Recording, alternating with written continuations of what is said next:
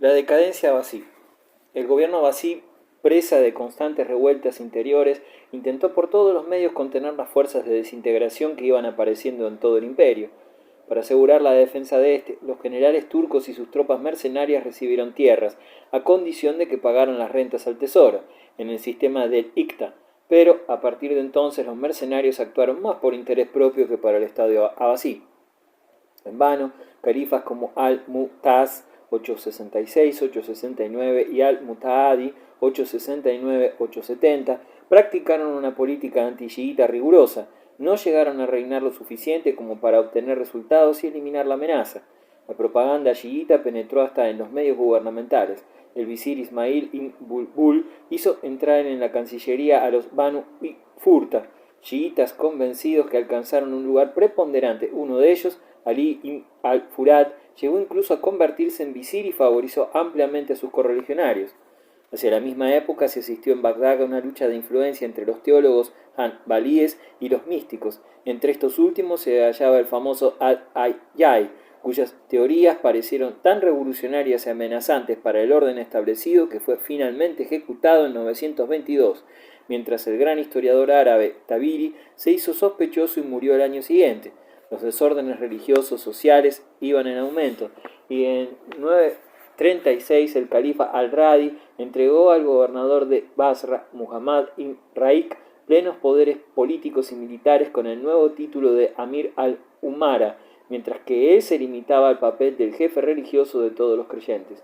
A partir de entonces aparecieron las disputas por ocupar las funciones de Amir al-Umara. Después de emir chiita Hamdani de Mosul, Hassan se apoderó de Bagdad en 942. Otro chiita, esta vez iraño, Amrad ibn Bawaw, ocupó Basra y Wasit. Entró en Bagdad en 945 y se convirtió en Amir al-Umara con el nombre de Muiz al-Sawa.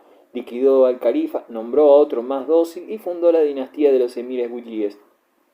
Sin embargo, en Alepo, el Hamdani Ali, hermano de Hassan, consiguió controlar todo el norte de Siria en 944 y recibió del califa el título de Saif al-Dalwa, con el cual es conocido en la historia. Se trata una vez más de una victoria chiita, pero, sin embargo, el califato sunita aún no había desaparecido. Era incluso indispensable. En efecto, representaba un principio legitimista que podía oportunamente servir no solo para dar validez al nombramiento de cádiz y de funcionarios religiosos, sino también para ratificar otras decisiones o darles mayor prestigio. Un condominio entre el califa abasí sunita y el emir buyí chiita se hizo posible y funcionó sin más dificultades aparentes. Pero a partir de 950 estallaron en Bagdad violentos enfrentamientos entre chiitas y sunitas. Estos acusaban a Muiz al-Dalwa de favorecer a los chiitas y sembrar la discordia. Esta turbulenta situación animó a los bizantinos a reemprender la lucha contra los musulmanes. En efecto, en esta época los grandes emperadores de la dinastía macedonia, Nicéforo Focas y Juan Timíxes, tomaron la ofensiva en Kurdistán, Armenia y el norte de Siria. En Siria tuvieron que enfrentarse a Saif al-Dawla, que contribuyó entonces a salvar el imperio abasí con sus proezas militares. Fue cantado por los poetas y escritores árabes. En su corte de Alepo vivieron los poetas al-Mutanabi y Abu al-Farai al-Ifahani y el filósofo al-Farabi, como el campeón del héroe del Islam.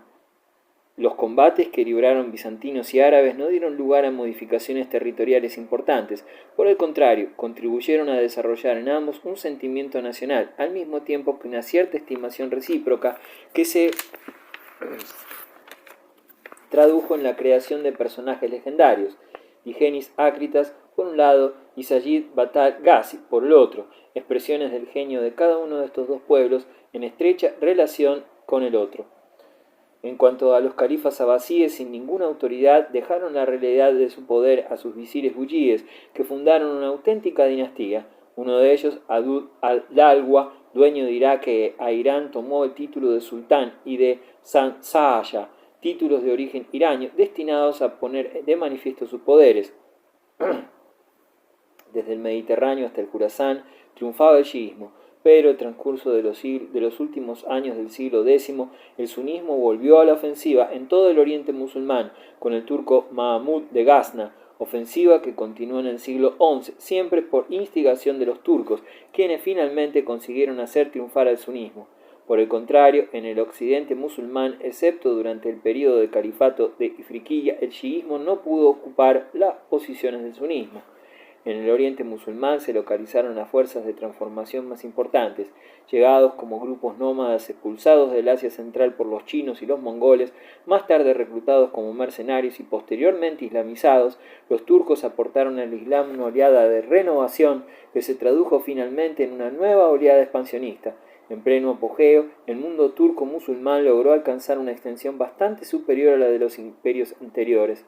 En un principio, los turcos de Asia Central fueron reclutados por los soberanos safaríes y sobre todo por los samaníes. Poco a poco se convirtieron en mayoría dentro del ejército y de la administración samaní.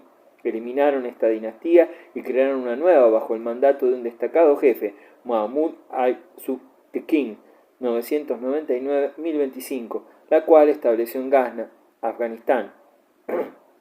Los gaznavíes controlaron rápidamente todas las antiguas provincias orientales del Imperio Abasí y llegaron hasta la India, donde sometieron al Punjab y Cachemira.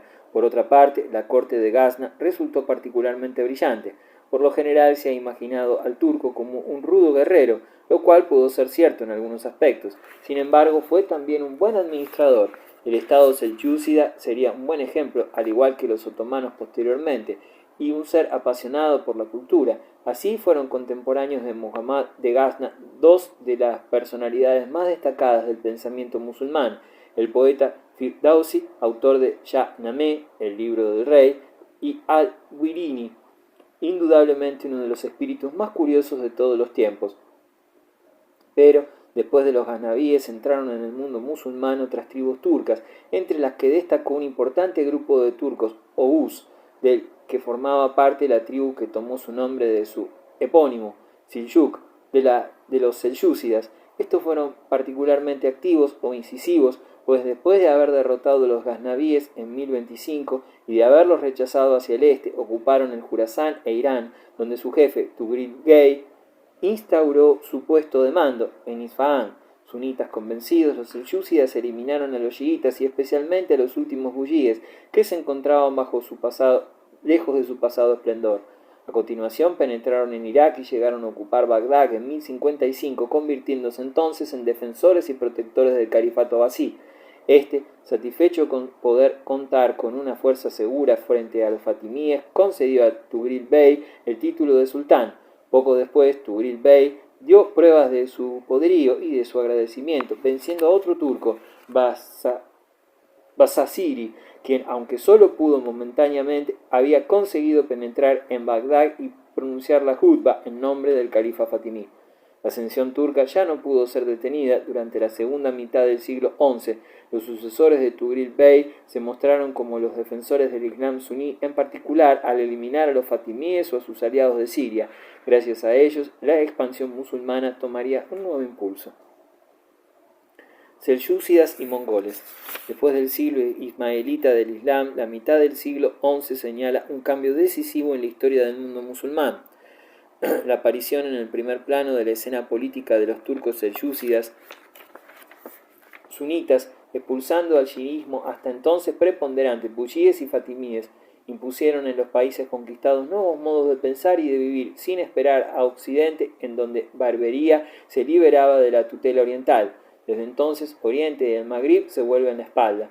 Oficiales al servicio de los gaznavíes, los nietos de Seljuk, que habían rebelado contra sus dueños, fundando un imperio que unificó durante algún tiempo las provincias persas. Uno de ellos, Tugril Bey, después de haberse instalado en Nizapur, 1038, destruyó el poder buyí y se hizo reconocer sultán por el califa de Bagdad, 1055-1092.